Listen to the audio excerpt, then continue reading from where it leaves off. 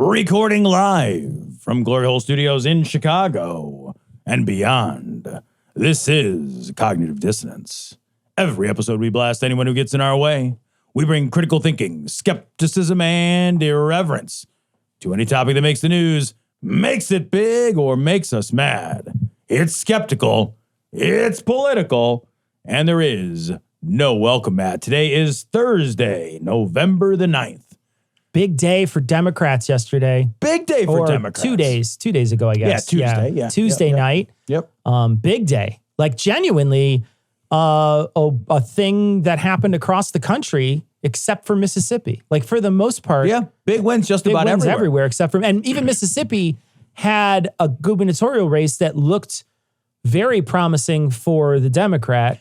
They also ran out of ballots in the most blackest district down there. Really? Crazy. They didn't run out of ballots in the white enclaves? No, but they definitely did. And all those people had to wait in line. And that's very clever. Weird how that happens. Clever. Yeah, I will say that even a gubernatorial race that is competitive for the Democrats in Mississippi is a lift. Yeah. Right? That's a signal. Yeah. There's a lot of signal boost here.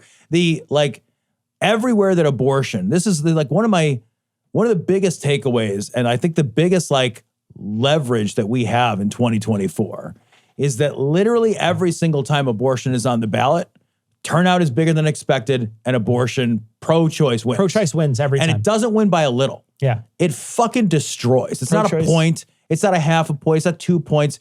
It's a fucking crushing spread, man. Yeah. This, the overturn of Roe is a historically prohibition level unpopular decision. Yeah. And it's going to catapult the Democrats into power. I hope. In state after state after state. Here's what I hope. I hope they don't take their foot off the gas in all these places. Yeah, they can't. I hope that no, I'm talking about the Republicans. I hope they keep trying to fight for abortion in places. Oh, fucking knuckleheads. Yeah, they probably will. I hope they do. What happened was last night on the debate stage was a bunch of back and forth.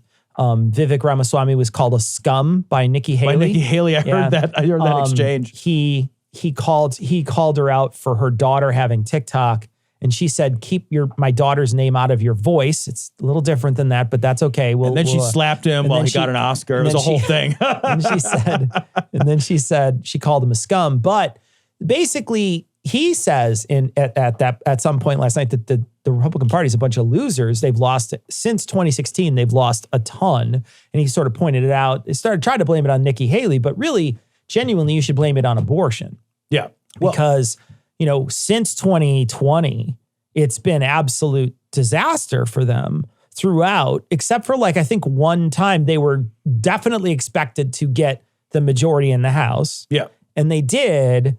But they got the majority much less than they thought they would. They thought they would have a really big majority, and they did not have that.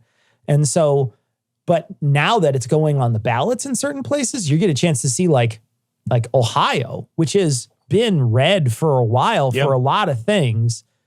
Even in the places that were Republican districts, they were voting this thing down in those places. And to hear them talk about it, there's a couple of states' rights people on the dais up there arguing, but there's also federal law people up there saying there needs to be a federal law against abortion. There needs to be a 10-week abortion or some dumb shit that they're trying to make up. They want to do some they want to do some crushing federal law to try to slow down. Yeah, because they're all liars. They're all liars and all hypocrites, right? Because when Roe was the law of the land, they said, "Oh, this is a states' rights issue. Leave it up to the states. Send it back to the states. The federal government has no business doing it." Then Roe gets fucking punted out, right? And then everywhere that abortion gets put on a referendum or a ballot, pro-choice wins, right? Pro-choice wins, crushes. We just talked about that. So now they're looking at fuck, we're not going to accomplish our evil agenda, our evil, horrible, restrictive, misogynist, pro-life agenda. So now all of a sudden, it's back to a federal issue, right? And they want a 10-week or a 15-week thing. And I think you're right, man. I would almost love to be a political strategist right now. It would be delightful because you just take their words and clip it. Yeah. And make a fucking ad. Here's what they want. How do we know it? They fucking said it. Yeah. Go to the ballots and watch them take your rights away. If you think it won't happen, They're trying to do it. Here's what they're suggesting. Exactly. Yeah. And that's what's happening in these different places. And that youngkin who's in Virginia, he was going to pass something really horrible against women there. And what happened was there was a huge turnout to make sure that he can't, because both the houses now are totally controlled by the Democrats. Yep. So he's essentially fucked. Yeah, they've restrained him. He can't do it. Yeah. And he's probably going to veto all their shit, right? But he can't go forward and remove rights from women. And one of the things I saw a bunch of smooth brains saying this week when this was coming out, I want to show this picture. So this was the photo from it's a photo from the Ohio voters that celebrated after the win on abortion rights.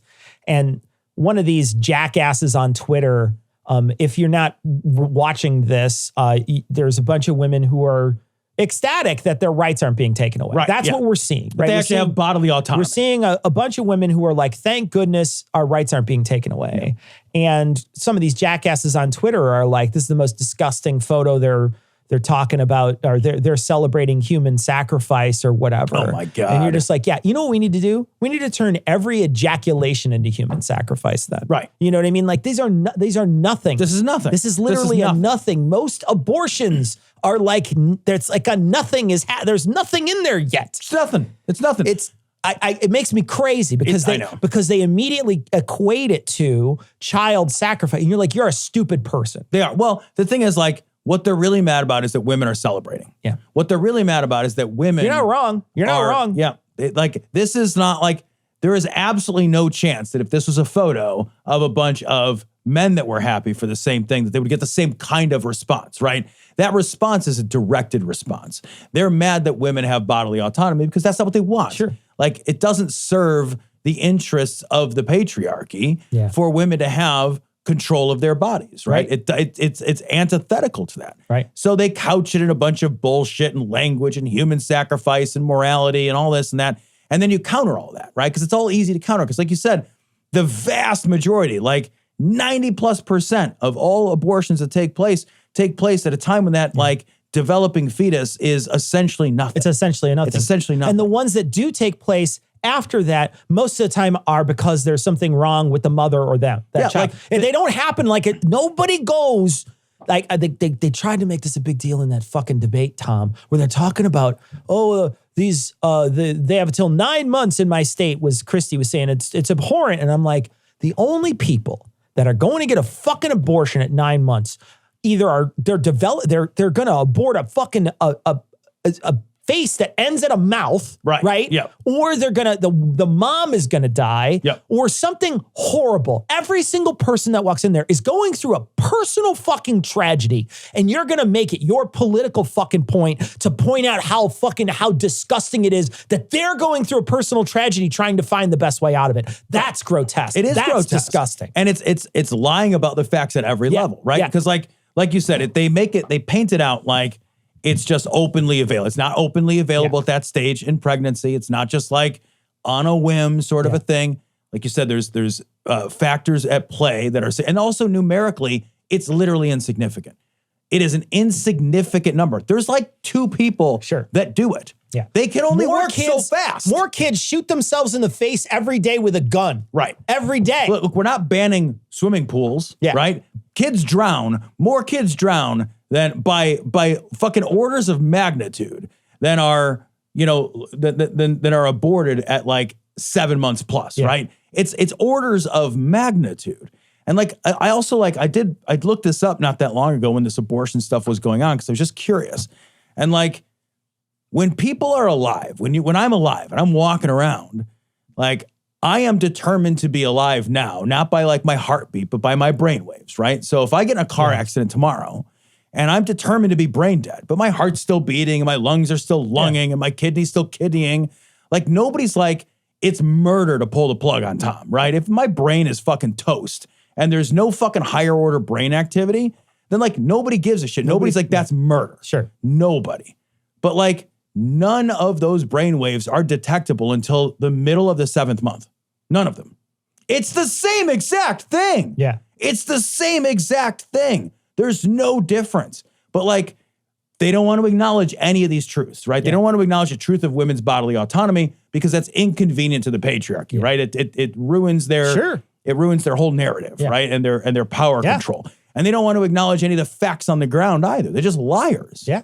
And this whole, you can boil down this latest election to mostly to this. Yeah. You know, probably not the guy who got elected in Kentucky, but he's an incumbent. So he got elected a second time. Yeah. That Democrat down there, Democrat governor, which is interesting for Kentucky, but evidently he's like one of the favorite sons down there. And he's doing all the things right. And there's enough support on both sides for him to be elected time and time again. So great. Great. Awesome. More blue for us. More blue gubernatorial seats, please. I very rarely, occasionally, obsessively watch porn on my phone. So let's talk about this story. This is from the New Republic. Mike Johnson and his son monitoring each other's porn intake is worse than you think. This is a super weird story, dude. So I didn't know anything. I mean, we talked about this when we covered the that crazy Duggar thing that we talked about. So that Duggar thing, remember we did the Duggar? Yeah, we did that Duggar. Happy keep people. Pray and obey. Yeah. Shiny happy people or something. Yeah. So we did it over the summer where we watched the Duggar miniseries, and then we talked about it.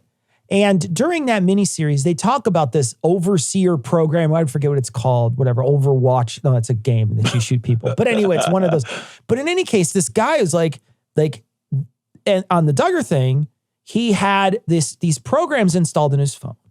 And they send a weekly report to somebody about what you search for on your phone and on your computer and on your tablet. And so there's no digital life you have that is not monitored by this software. And then that report goes to them. But obviously that report has to be made. So someone has access to the report other than the people who are supposed to be. And you're supposed to be like you got to have like a jerk buddy. So you got to be like, hey, jerk buddy, Tom, I know I know that I like to fucking watch pornography and jerk off. So what I would like to do, weird. Tom, is send you my weekly download of the shit. Well, the shit I look at. And if there is a jerk off thing in there, I need you to come find me and tell me and yell at me for jerking it. Okay. So, and I'll do the same thing for you. So you send me your thing. And it's like, first off, it's so fucking weird.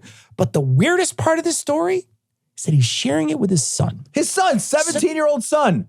You have a covenant with your wife about what you're going to do. And that may include, well may include no porn. Right. That's between you and your wife. Yep. You and your partner get to make those decisions. How fucking grotesque is it that you're including your son in this covenant that is with your wife only? That is really, really fucked up. Now, not even considering the national security concerns about people who know where this dude's been on his computer. I know. But what the fuck are you giving it to your kid for, man? And how insane that they call it accountability buddy. You're accountability buddy. I had accountability buddies when I worked out, right? You'd be like, I'm not going to work out today. No, I'll get your ass to work out. No, 7 a.m. All right. Yeah. Right. That's what your 17-year-old kid, first of all, your 17-year-old kid's report comes back clean because he's got a device with a different fucking login. That's why. Get out. Your 17-year-old kid has figured out how to give you what you want, right? Sure. He's using someone else's piss in the piss test. You know what I mean? He's a kid with a fucking technology. You're fucking Mike Johnson. Sure. Do you really think that Mike Johnson is monitoring the Johnson activity? Yeah. I absolutely not. This is it's so weird. It's so creepy. I don't want to know about the sex lives of my kids. What I want to know is that my kids are safe and that they are well respected and that they are healthy. That's what I want to know about their sex lives. That's all I want to know about their sex lives. And that is as deep as it goes, right? That's it. Is it healthy? Yes. That's the end of this conversation. Yeah. Is it healthy? Is it safe? Yeah. Do you feel loved and respected? Yes, in your life. In those three things. Yeah. Great. Then great. Nailed it. Absolutely wonderful. Great. The end. I don't want to know, and I certainly am not sharing details about my fucking sexual proclivities with my kids. Because that's fucking insane. That's weird. an insane thing to do. It's so weird that he's a jerk buddy with his own son. What the fuck is that? What in the sweet fuck, man? Whoa, God damn. This is the weirdest promise ring.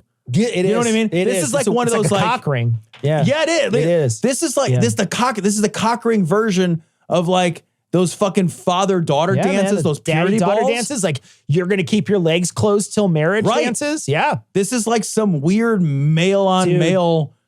I would be fucking mortified if my dad was like, well, son, Had a slip up. I need to know if you're jerking off. Be like, Dad, I will kill you right now. Like, this is the Republican Party is so sex obsessed. I know, man. They are so sex obsessed. There's no, I don't care how fucking perverted you are out there. I don't care how fucking weird, like you can't be more sex obsessed than the Republican Party. No. They are the most sex obsessed weirdos.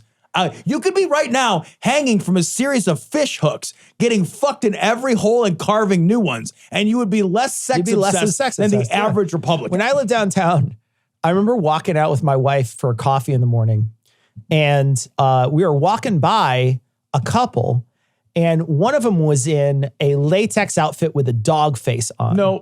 And the other person had him on a leash and made him walk in the grass and like walk around and like smell trees and stuff as a humiliation thing while they're walking around. And that person was less sex obsessed than this guy is.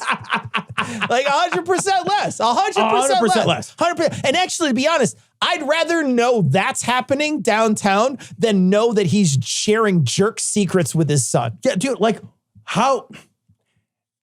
Either they deliver a report week after week to each other that is perfect, or they have to look at ech other and be like, I had a little bit of a slip up, son. Sorry, the devil really tempted me with titties. I fucked my cum sock this week.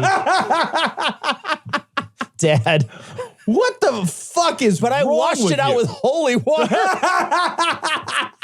I washed it out with holy water and my tears, Dad. God. How fucking weird insane. Is it? God. All these people are fucking lunatics. This guy's in charge of the house. This guy's in charge of the house. And he's like sharing jerk secrets with his kid. And probably Russia. Live, laugh, tug. That's the best. That's the best you've ever done. Eat, pray, love yourself. Hey, Ian here, and while I'm heating my meat, I thought I would tell you about an advertiser that can't be beat, especially when helping you beat your meat. That's adamandeve.com. Oh, I forgot to tell you that I'm cooking meat. Well, veggie meat.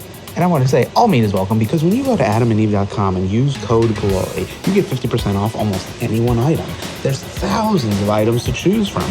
And when you use code GLORY, Adam and Eve loads on the free stuff, which includes 3 free gifts. One for you, one for your significant other, and one you'll both enjoy. Plus 6 free spicy movies and free and discreet shipping. Plus rushed processing. Oh my gosh. Your meat will be falling off the bone in no time, if that's what you want. I would assume so. So why not head over to adamandeve.com and use code GLORY today? It's a great reason to remind yourself that the holiday season is about to begin, so why not start off with giving yourself the gift of pleasure? Especially before having to hang out with any and all relatives. No, stepbrother, I'm not stuck in the washing machine. Remember, go to adamandeve.com and use code GLORY. That's adamandeve.com. Use code GLORY, GLORY, GLORY at checkout. I'm gonna mistrial my foot up your ass, you don't shut up. This story comes from Newsweek. Donald Trump's attorney pushes for a mistrial. Will not get a mistrial. No, but like you could tell from the beginning that all they want to do is try to get away with it. Like that's all they ever do. Like that's all Trump ever does is try to get away with it, try to get some technicality. Like, you know, like how for years he didn't pay people and just would make them come like put liens on his property or sue him or whatever. This is the kind of guy he is. All he's looking for is some way to cheat the system every single time. And this is the way he's going to try it this time. I think he knows that this has 0% chance of working, but this is actually a play to his base. That's exactly it. It's a everything message. is a communication out to the base. That's all any of this is. It's a big message. And he's been doing that since the beginning. And the reason why they're mad is because the judge, he got on the stand and he started saying things that he knew would go to his base and he knew would influence his base. Yeah, just speechifying. But the judge is like, that has nothing to do with what we're talking about. You need to answer the questions. And, you know, they got into a fight with the lawyer and whatnot, but the lawyer's going to try to sell it as a mistrial too. But the thing is, like, the lawyer has to sell it as a mistrial to the judge that they are saying it. Like, that's not how any of this works. Yeah. Like, all of this, like, well, they didn't know. Like, they didn't even know they didn't get a jury trial though before. I know. They're like, I didn't check the right box. Yeah. Oops. The revolution is happening right now, bitch. In good old fascist America. So this story is from the Daily Beast. Team Trump mulling deploying military to the streets on day 1 if elected. Yeah, man. That's exactly what it sounds like. Yeah. They're talking about sending federal troops into the streets of major cities day 1 if elected to quell basically protests. Because they know there will be one. Yeah. And they also talked to several people who were on his staff that have since split with Trump. And they all were questioned and said, he might come after you. And they said, we know the risks of what happens after you leave him. And I'm thinking, you enabled him. Yeah. You were the one who enabled him. And now you're like, oh, well, we knew the risks. You're like, fuck your face, man. Kelly and fucking, was that guy, and I can't remember his name. The guy was his AG at the end. Barr. Oh, Barr. Bill Barr. Same thing. Kelly and Barr both like, oh, we know it was coming. And you're like, no, you made what was coming. Yeah. This whole problem, like, all these guys have fucking blood on their hands and they like, because they walked away at the fucking penultimate moment, they're trying to pretend that they're fucking angels of virtue. Right. You're the fucking worst. He's the fucking worst. Why the fuck you lying? Why you always lying? Oh my God. Stop fucking lying.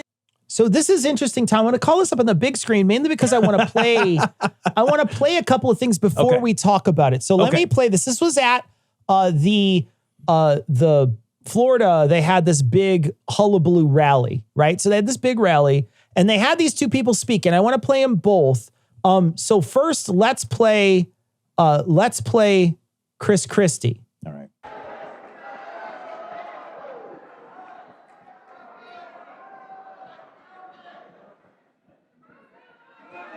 Yeah. Well, now it feels like home. Thank you all very much. Chris Christie is just at a microphone and people are screaming. Just booing. He's not done anything yet. Chairman and everyone here. Yep. Look. What a shock here for Trump. I'm going to fall over dead. Now look. Every one of those boos, every one of those catcalls, every one of those yells will not keep it. Yes, sure. Will not solve one problem we face in this country. Will not solve, and will not make this country better. Your anger against the truth is reprehensible. Did you think you'd hear something like that from the Republican Party? There have been a handful of people who have been calling shit. I knew that Chris Christie. Yeah, I knew he would, but was going to go on the attack. So I'm surprised he even showed up at a place like this where clearly Trump is speaking later today. Yeah, and he's out there talking to people and they hate him. I get a feeling, and I don't remember what happened because Chris Christie used to be a campaign manager for Trump. He was part of it, yeah, and then he also was his debate prep. That's what he was. He was debate prep, not campaign manager. You're right. I'm wrong.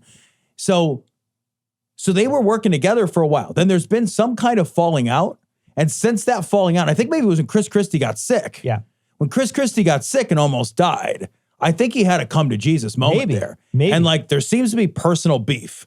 His whole run, I think, is a personal beef. Yeah. I think he wants to get out, get in front of microphones, and say shit. Yeah. That's because there's no way he's winning, and he knows that. He's not going to win. He's not and they hate him. You can hear it. Like, Yeah. listen to this audience. Yep.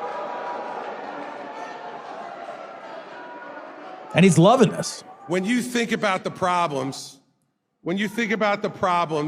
that our country and this world is facing, when you think about that, this type of pettiness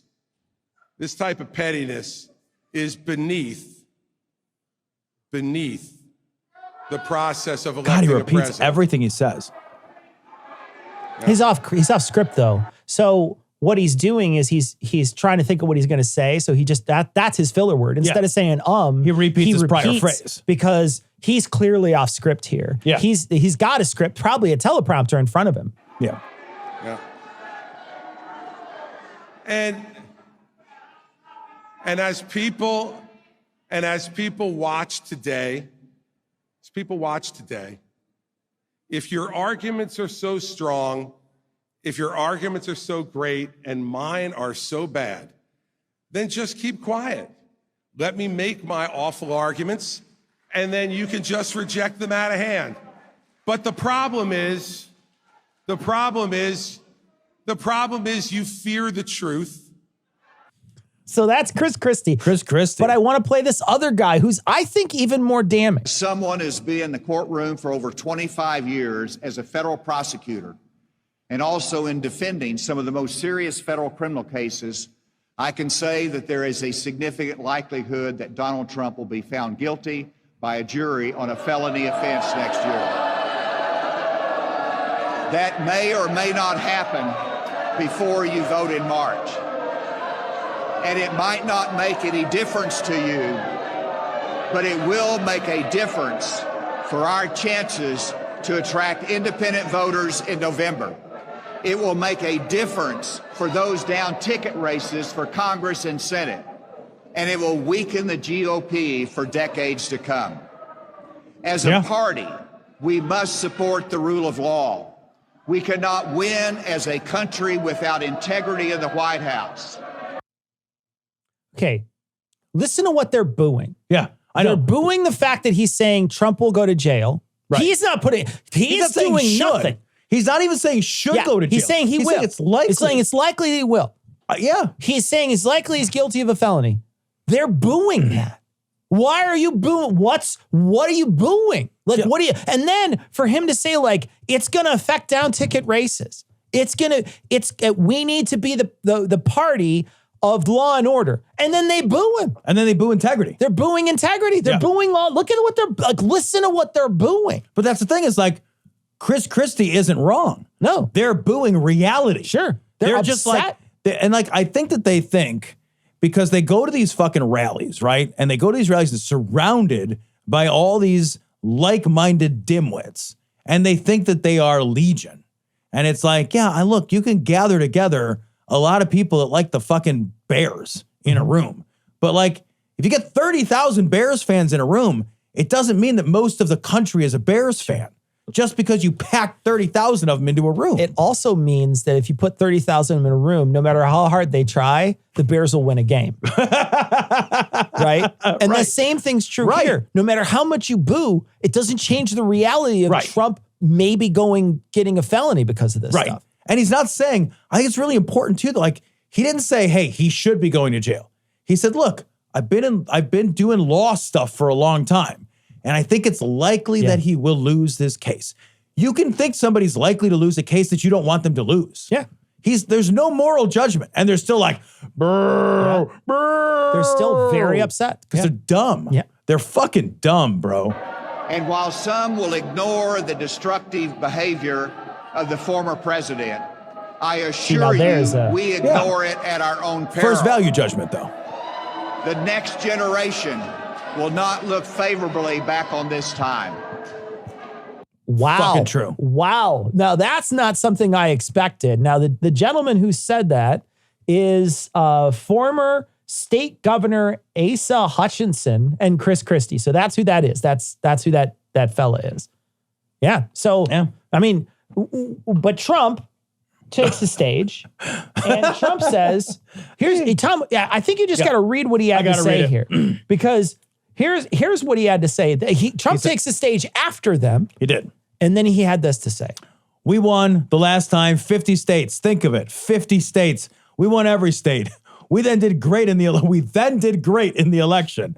We got 12 million more votes or so. 12 million more votes than we got the first time. The whole thing is a lie. The whole election is a lie. Okay, so which is it? Yeah. Because you believe the 12 million number. Yeah. Right? I got 12 million more than I did the previous time. That number you're okay with. The whole thing's a lie, except for the parts I like. But the rest of it is a lie. Yeah. I guess. The parts I like are true. That's exactly right. Like, he thinks he's going to stand in front of a crowd of people, and they're going to be like, yeah, you won California. You won New York. You won New York. You won Illinois. You won Illinois. Yeah. Get the fuck. Those races were called. Yeah. They were like, and the polls closed, you win. I know, like almost every single. It's within seconds. New England state.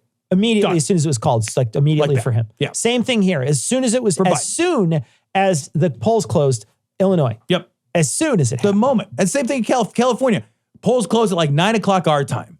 And like, they start reporting, well, obviously California went blue. 1% in, we're going to call it for fucking Biden. Yep. Yeah. That's it. Done. Like, they're just like, we don't even think about these states as being like within the possibility of contest. Yeah. Right? We look at swing states. 50 states. 50 states. The fuck out of here. Get out. No, absolutely not. So fucking insane. I felt nauseous. I don't like Taylor Swift. I know I don't. Yes, you do. You friggin' love her. Hi, I'm neurologist Dr. David Doctor. Over the last 1 month, realizing you love Taylor Swift has become the leading cause of vertigo in adults. That's why now there's Swiftamine, the fast-acting antihistamine tablet that's pink and bubbly, just like Taylor herself. This story comes from Right Wing Watch, we haven't used in a minute. This is our favorite returned pastor, MAGA pastor, Hank Kunneman, removes sermon accusing Taylor Swift of practicing witchcraft. The best part about this is that he pretends not to know who Taylor Swift is. Yeah. That's my favorite part. Look, bro, yeah, maybe you're not a Swiftie. Maybe not. I get you're the one missing out. Fucking is. You're the one missing out. All right, I get it. Like it's fine. You're the anti-hero here. Like, you're the one missing out, but everyone knows who fucking Taylor Swift is. It's like way more than Michael Jackson in his day, right, too. Yes. It's more than that. It's more than that. We all know who fucking Taylor Swift is, dumbass. That young old. lady with the... Yeah, what? We're old, so we remember Michael Jackson, how, like, the fever behind Michael Jackson. Right. But, like, that is nothing compared to what Taylor Swift wields. Taylor Swift sells out concerts so hard that when she rolls her concerts into movie theaters, it breaks the movie theater website because people want to buy tickets to a movie theater of a concert. So hard, yeah. Like, that's incredible. Yeah. It's like all the Beatles all at once. So let's figure out how hard he doesn't know her. Okay. Yeah. Have you ever noticed how everything on TV is supported by Pfizer? Okay, that's a contrary wind. What's up with that? What's up with this whole thing now at the Kansas City Chiefs that everybody's celebrating some lady, some girl? Some lady. Some girl. She's like a billionaire now. Yeah. She just achieved billionairehood. And listen to him say lady and girl. Yeah. Listen to the scorn and derision in his voice. Let's listen to it again. City Chiefs that everybody's celebrating some lady, some girl. That if you look at her concerts, man, she does satanic rituals and witchcraft. Oh yeah, hear the crowd? Oh yeah. That's this whole response. Everybody just all automatically agrees with them. It's the best. But I love that they're just like, yeah, when I was watching the Taylor Swift concert, I saw, what was that? What was that? When you were doing what now? Who's this lady? I thought she was just some lady. Now she's a musician. Shake it off. Rituals and witchcraft. Why would you want to put that stuff in your home? You talk about blinding yourself again. No, I don't. They're and so then she just happens to be dating Mr. Pfizer, the football player. I mean, you don't think that there's a connection somewhere? No. Tom, what does that even mean? There are no coincidences between who dates who and who represents who for sailing stuff. I don't know. Like a pop star is dating a football player and the football player got paid to be on a Pfizer commercial. There are no coincidences. I don't know why I don't remember that, Cecil. What is that? Probably. Who cares? These people, though, look at how they weaponized medicine. Yeah. I mean, they've weaponized against medicine. And it's like, this is a group of people who, how are they going to live? Yeah. I mean, they're doing all they can to push away things like medicine and vaccines. For what? When did this happen? Like, when did they become anti-vax or anti-medicine or whatever? And should they all be old? Shouldn't they all be like pro-medicine? They should all be worried about this, right? Like, I don't know, man. Like, there's a part of me that's like, can we just get like a stronger virus that they don't get like, I don't really want that. I'm just fucking around. But like, these people are so fucking scary. And as a result of their, like, the influence and the peddling and the fear mongering and the rumors around it, intake of all vaccines is going down.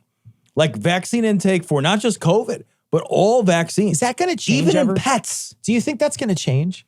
I think it will take people getting sick in mass. I think it'll take fear. I think it'll take a lot of fear. So like measles outbreaks by a lot. Like polio outbreaks like it was in the 50s. Like measles outbreaks like it was before vaccination.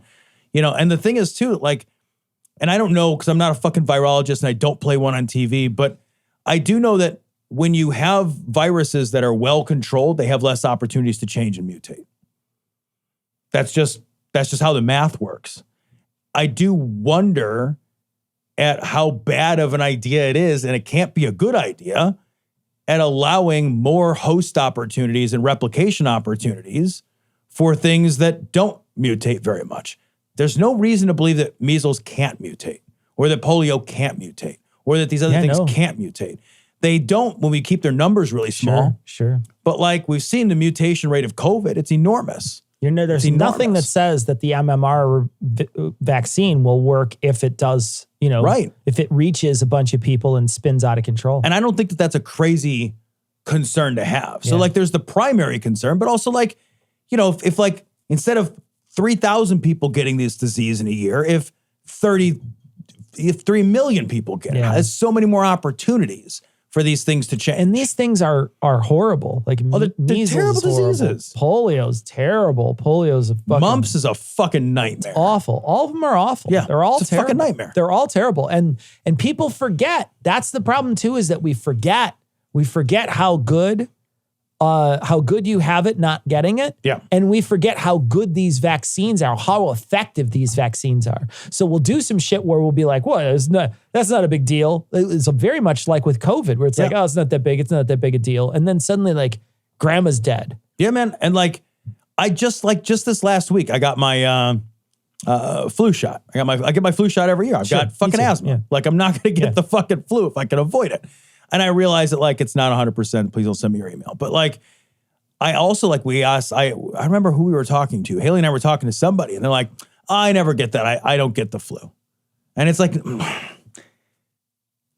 don't get it until you get it. You don't get it? Yeah. Like I also don't get the flu. I used to not get the flu shot when I was younger. Right. When I was a young man, I didn't get the flu shot. A lot of people don't. Yeah. I just didn't. But there's a point in my life where I was like, wow, being sick really sucks. Yeah. Like bad sick really sucks. And so you're just like, I don't want to have that. And there's a chance I've never had the flu in my life. Yeah, I have never had influenza in my life. There's a possibility I've never had it in my life. And so like, if that's the case, and a good one. And if that's the case, it's like, I've been sick with less than influenza and was like, no, I'll get that from now on. Right. Yeah, man. I know that I've never had influenza before. I know that for sure. Like, or at least I've never been symptomatic with it. I guess that's a more accurate probably way to say that. I've never had a diagnosis of it.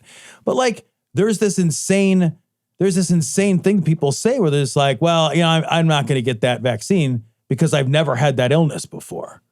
I've heard that so many times. Like, I've never actually the opposite. Right.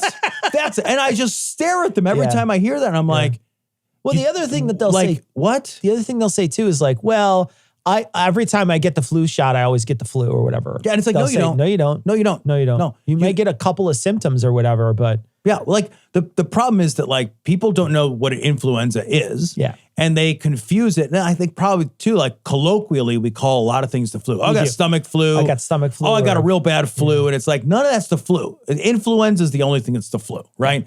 So people in the middle of cold season, that's the time when you get your bad flu cold, shot. but it's not the same thing. Right, that's what I mean. But like, we go and we are exposed to colds in cold season. It's the same season as flu season. Well, that's when you get your flu shot. Yeah. So like sometimes those things line up. Yeah. And people are like, I got a shot, and then 3 days later I got sick. And you're like, that's not a virus. Like it's different. Did you get it tested? Because if it wasn't influenza, you just got that was like a coronavirus. Right. Actually, that you got. You could catch two things at once, dumbass. We're from the Church of Jesus Christ of Latter-day Saints. Oh, the Mormons. That's right. I'm Elder Young, and this is Elder White. Well, you two boys can just fuck right off. Ma'am? You heard me. Take that Book of Mormon and shove it so far up your righteous asses that you choke. You soul-soliciting pig fuckers. This story is from Yahoo Finance. Mormon church sued again over how he uses tithing contributions from members. So I remember we covered this story like fucking when it broke, maybe a year or two ago. Right. The Mormon church has a secret $100 billion. Yeah. And like churches as 501c3s are not supposed to just hang on to money. That's the whole thing with churches. They're supposed to take in money and then they're supposed to like shit it back into the community. That's what they're supposed to do. And the Mormon church is like, but hear me out. No. What if I invest in a shopping mall? Yeah. How about no? No. Yeah. And they just do that somehow. And they're in a little bit of trouble. But like I guess they got fined by like the SEC or someone else. But they got fined like they have $100 billion in secret investments and they got like $1 million fine. We're gonna fine you. If you're the Mormon church, you gotta be like crying with laughter. Be like, oh, you're gonna fine me? Yeah, I know. Yeah. All we have to do is wait for our investments 30 seconds and we made that $1 million back. In the time it took you to find me, I made more than that fine. What's crazy is that this is not, I don't feel like this is something that people understand when they give to churches, is that you think you're giving money and you think it's going to help people, right? Because that's what they say. Right? That's how they play this off to the audience, that they're passing this plate around, that this money is going to go. But look at what it goes for. Like, look at these I mean, like, fucking look at this thing. Look at these buildings. Look at that fucking thing. What is that building? How does that help the community? It looks like fucking the Enchanted Castle. It does fucking like the Disney World or whatever. It looks like Hogwarts or something. Like, it's insane. Yeah. That is like a gilded palace that you live in. Yeah. And where does that money go? Like that money goes to pay for all those people to like work there and drive nice cars, et cetera, et cetera. And then it also just doesn't go to where you think it's going. It just doesn't go to like help people out. It goes into investments so they can make more money off of it. Yeah, 100%. It's like, the Catholic Church figured this out, I don't know, like 900 years ago or something, where they were like, we can ask the poor for money and they'll give it to us because they're afraid because we've made them afraid. Sure. So they'll give us a bunch of money. Yeah, man. And then we can cover ourselves. We can gold plate the priests that fuck our kids. Yep. These churches have figured this shit out forever and a half ago. The Mormon church is just the newest church pulling the same scam, but they have arguably one of the largest nest eggs of any church. It's outrageous the amount of money they have. $100 billion, man. Outrageous the amount of money they have. That's crazy. You could buy Twitter twice. Well, actually, you could buy it like 6 times. You could buy it. Yeah, you could buy it a lot now. You can buy it a lot now. If you had $100 billion, let's say you were the head of the Mormon church, you had $100 billion tomorrow. Like, part of me would be like, I'm going to buy Twitter just to shut it down. You could buy they should just buy the moon. Because aren't they trying to buy planets in the afterlife anyway? They are trying to buy planets. Can't you just buy like the rights to a planet somewhere? They should buy a planet. They should 100% buy the rights to a planet. Who would you pay though? I don't know. Who owns it now? Let's see if we could sell it to him. Tom, let's get Want to sell a planet to the Mormons? Let's get a deed for like your anus. And then sell it to him. I'm giving that away for free. What up? But Here I am giving it away for free. I can make $1 billion off my anus. Officer 1088, proceed with recovery of felon 5241 SEN. So this is great. This is from the Law and Crime website. Georgia RICO judge reverses himself, rules Sidney Powell and Jenna Ellis' first-time offender status and privacy concerns are not enough to seal their criminal dockets. We are going to get to see it. So you get a chance to see, I imagine you'll get a chance to see all the stuff that they admitted to and all that stuff, right? Yeah, I think it's like everything. Oh. I think it's the juice, bro. I think we get to see the juice. Oh, I love this so much. Like when I read this article, what they said was that like the judge basically has to balance the legitimate privacy concern of somebody who is going through this first-time offender program, right? So if you go through the first-time offender program, you don't commit any more felonies for I think 6 years or whatever the time period is, then essentially your record is expunged and you are no longer a felon. Like it's just fully gone. You are no longer a felon. So there's obviously a privacy overlap there so that if you can't walk around in year 7 and say, I'm not a felon if there's a record of your felonious activity. So there's a legitimate privacy concern there for the person who's convicted. Makes sense. But the other side of it is there's a public interest. And in a case this large, the public interest in having access to this information far outweighs the privacy interest of the felon. And so they're going to release this information because this is an issue of such national importance that the public interest outweighs the privacy interest of Jenna Ellis and Sidney Powell. So they can eat shit. So and so they can't fight against this, even though they feel like I'm gonna have my record expunged later. It'll still be out there no matter what. People will still be able to do the Googling and find all this public record shit about how terrible of a person you've been. Yeah, what they said is like basically like, well, we'll take it down at the end of the 6 years. We'll make it like, we'll seal it back up, but it's the internet. Yeah. So like that's nothing, right? Yeah. Like that's like, it's not like Paris Hilton can be like, I'd like those sex tapes back, right? Like, please give me all my sex tapes. Right. So put them all in a large pile. Like once they're out there, she's actually the worst example because hers was stolen. But like, like you know what I mean? Like once it's out there, it's out there. Once it's out there, it's out there. Right. The people who are involved in this too, the Sidney Powell especially, I wonder if he's doing this as a way to be like, because she came out afterwards and basically said that she was forced to do this. And she was talking about how Trump really did win, et cetera, even though she pled guilty. Yeah. And I wonder if he's basically being like, no, fuck your face. Yeah, I hope so. Because like, you can't have it both ways. Yeah. They're definitely trying to. They're trying to have it both ways. Definitely trying to. Also, like, you can't say, like, it's an absurdist argument to be like, I was really pressured into this plea deal. Yeah. Of course you were. Yeah. That's how this works. That's how plea deals work. We assume that you were not like happily pleading, that you were pleading because you were fucked. I was under duress. Yeah, you're under duress. You were under duress of doing all the time. Right. And now you're not. Like, I can't, and sometimes it's like you look around like, out loud, you said that out loud.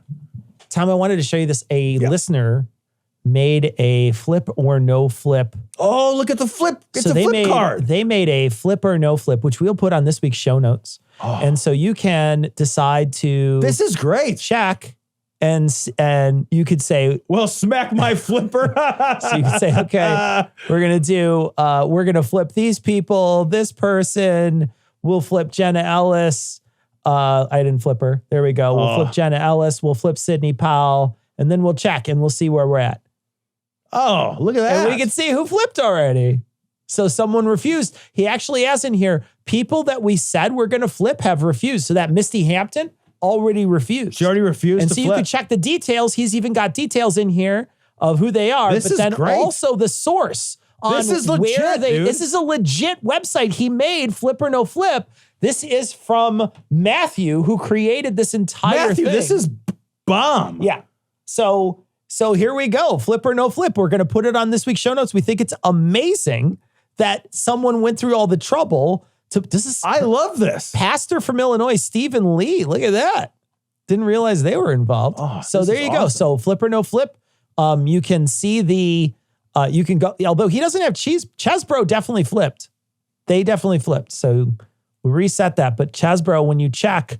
Chesbro should be flipped because Chesbro flipped. Yeah, Chesbro should be. Chesbro should be flipped. But some of these people refused. So take a look. Huh. It's really cool. It's a really fun little website. And as time goes on, he said he's going to continue to update it. I love it. Matthew, this is great. Flip or no flip. I love it. One of our listeners thought it was hilarious. and made a little website. And he's got the best pictures, the pictures too. are so good. Folks who aren't listening, he's got a great Giuliani picture. Genuinely a great Giuliani picture. And Chesbro looks like such a douchebag in that picture. Yeah, he does. He looks like himself. God, he looks like such a douchebag. So check it out. If you get a chance, we'll put it on this week's show notes. It's actually flipnornoflip.com. I want to just mention that. I love it. So flipnornoflip.com. Just because you're kissing a man doesn't make you gay. Jesus, this is from Joe My God blog. Ted Cruz agrees. God had Texas team win the World Series because they alone refused to hold Pride Night. Evidently, the Rangers, who just won the World Series, were the only or one of the only people, because there was a Babylon Bee that said the Lord has granted a World Series championship to the Texas Rangers. And now Babylon Bee, if you're unfamiliar, they are a satire site. So they're like an unfunny right-wing onion. Unfunny onion. And they say the one and only Major League Baseball team not to host a Pride Night. After over 50 years, the championship futility, the Texas Rangers finally captured the World Series title in the same year. So in the same year that they didn't host a Pride Night. And then So wait a minute. I just have a quick follow-up question. Sure. Did they host a Pride Night last year? No. Oh. And I don't think they ever did. So it's not just that they didn't win because they didn't host a Pride. They always just don't start host. posting Pride Nights, because I remember only hearing about it this year. Oh, okay. So all right. It might be. Because I was going to say, that's nothing.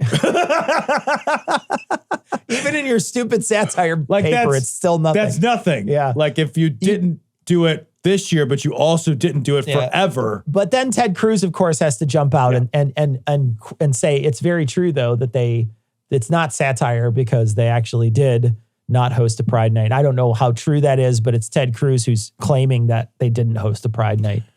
Man, when you're like, how petty do you gotta be to be God? Like, how boringly petty do you have to be to be God? Beyond. You really do have to be so petty, man. It's so fucking nuts, man. If you are the Christian God, you are the fucking biggest petulant child possible. Yeah. Like your whole religion, sad. Your whole worship me, bow down to me, ask me for forgiveness, lick my fucking toes, all that fucking nonsense.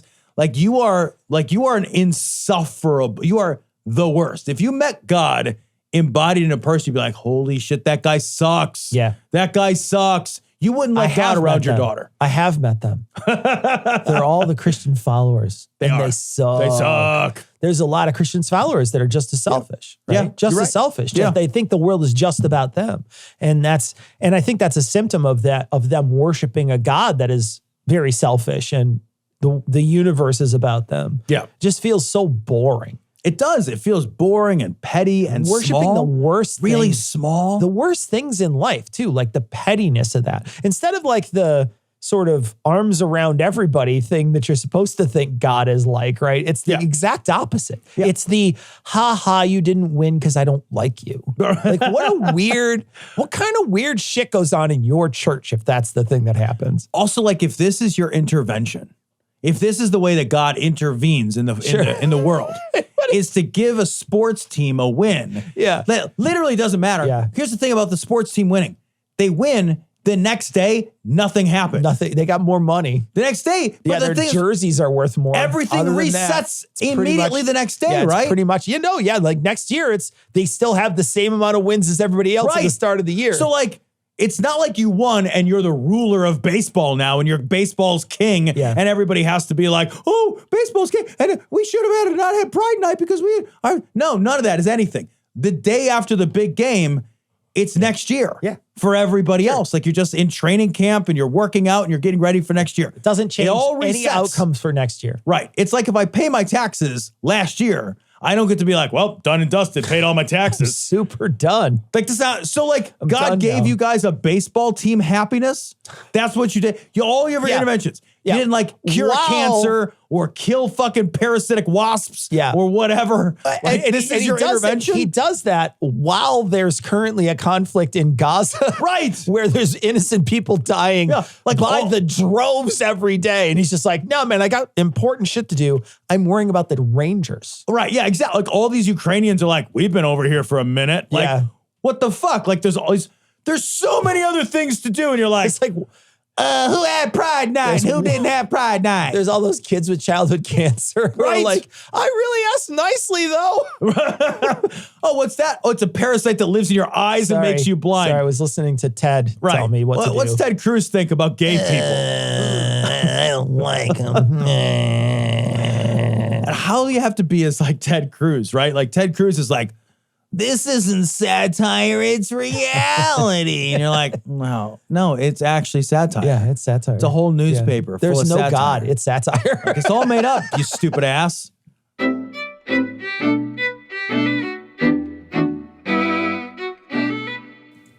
want to remind people that there still is time to donate for Vulgarity for Charity. We've been doing some of these roasts on the other show. So we were just on Scathing Atheist this last week. So you can catch us on there for almost half the show.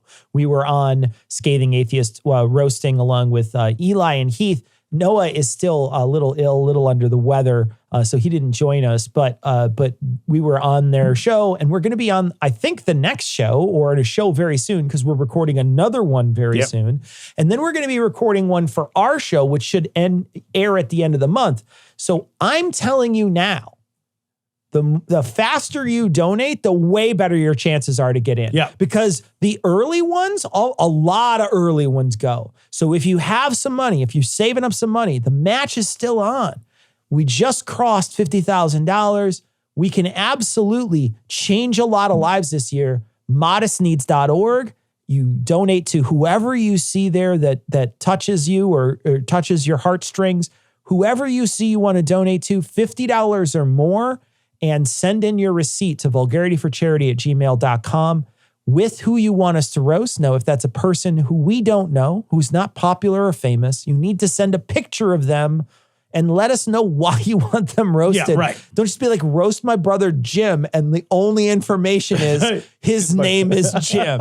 That's not, we will just roast a random nothing and it will be useless to you. So send that to vulgarityforcharity@gmail.com with your receipt, and then you can enter in to a chance for us to choose your roast. And like I say, early on, these roasts are picked way more than when we get near the end. So if you want to make sure that yours is one that gets chosen, and especially the ones that give a lot, if you have a little bit of change to give, the chance of your roast getting picked is really, really good. So remember, and also, the roasts are better. Yeah. Get us while we're fresh, guys. While we're fresh. We go through this a lot. Look. Anything you roast is better fresh. Yeah. Right? For sure. So get us while we're fresh, while the energy is up, while the system is humming along. You know, you catch me 5-6 weeks into this thing, I just hate your mom. Yeah. You know what I mean? I think you need braces. I don't know. I got nothing left to say, guys. The tank is empty at a certain point. So do it sooner rather than later. All right. So please donate to Vulgarity for Charity. There is still time. So also, if you're saving your bucks and you're thinking, I want to get the maximum amount of money, come back to our live stream, which is happening next Thursday. Indeed. Tom and I are going to be matching $3,000 of listener funds. So if we can get to $3,000, Tom and I will donate $3,000 of our money into the kitty. So basically you could get 2 times your money that same night. It's tripling right now. You could triple on that night. On next Thursday night, show up to our live stream. We'll tell you how to handle it when you come to our live stream, how we're going to handle it.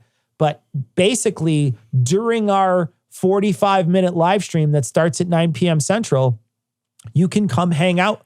It's better than tripled. It's quadrupled. It's quadrupled. If we raise $3,000 from you, then we turn it into $6,000. That the match turns it into 12. Match turns it into 12. It's quadruple money. We can turn $3,000 of our money into $12,000. All we need is $3,000 a year money. It sounds like a scam, but it's not. Okay, it's not. So show up next week. Show up next week, though. This is how compound interest works. Genuinely, I think. it's great. It's genuinely great, and we've done it a couple years like this. So we're gonna definitely do it again. So come show up, hang out with us. We'll be doing a little charity stream next week on Thursday night. All right, that's gonna wrap it up. We're gonna leave you like we always do with the Skeptic's Creed. Credulity is not a virtue. It's fortune cookie cutter, mommy issue, hypno Babylon bullshit. couched in scientician, double bubble, toil and trouble, pseudo-quasi-alternative, acupunctuating, pressurized, stereogram, pyramidal, free energy healing, watered downward spiral, brain deadpan sales pitch, late night info docutainment. Leo, Pisces, cancer cures, detox, reflex, foot massage, death in towers, tarot cards, psychic healing, crystal balls, Bigfoot, Yeti, aliens, churches, mosques and synagogues, temples, dragons, giant worms, Atlantis, dolphins, truthers, birthers, witches, wizards, vaccine nuts, shaman healers, evangelists, conspiracy, doublespeak, stigmata, nonsense. Expose your sides. Thrust your hands, bloody, evidential, conclusive. Doubt even this.